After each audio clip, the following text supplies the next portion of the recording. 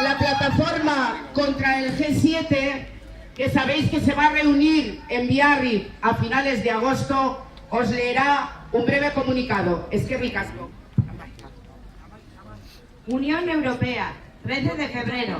Hay que impulsar los planes privados de pensiones y ofrecer un producto europeo a todos los pensionistas.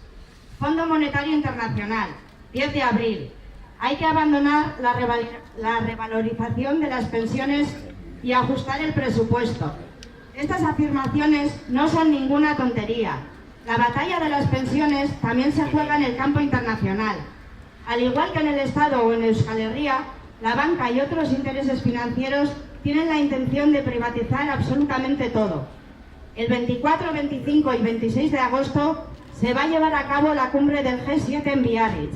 Los países más importantes del mundo occidental, junto con los intereses del gran capital, van a discutir sobre cómo vaciarnos los bolsillos y quitarnos los derechos. Las pensiones son parte de su pastel a repartir. Los derechos laborales, los derechos de las mujeres, el medio ambiente, las personas migrantes y refugiadas. No van a quedar nada, ya que todo lo quieren convertir en negocio. Para denunciar todo ello y hacerles frente, hemos convocado diferentes actos y movilizaciones. Pentsionistek egin duzuen bezala, beharrezkoa da erresistentziak eta alternatibak sortzea. Zentzu horretan, G7aren eta bultzatu nahi dituzten politika errepresiboen kontra mobilizatzen hasi gara. Zuen indarra behar dugu. Ziur gaude guztion artean geldituko ditugula eta beste mundu bat posible dela.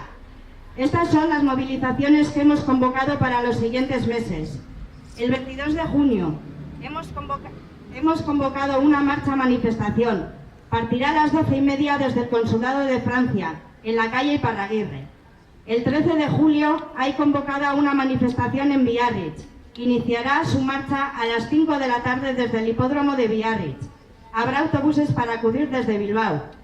El 24 de agosto, el día que empieza la cumbre, hemos convocado una manifestación cerca de donde se celebrará la cumbre. G6 porque otro mundo es posible, donde las pensiones sean un derecho y no un negocio. Pensionista aurrera. Pensionista aurrera. Pensionista aurrera.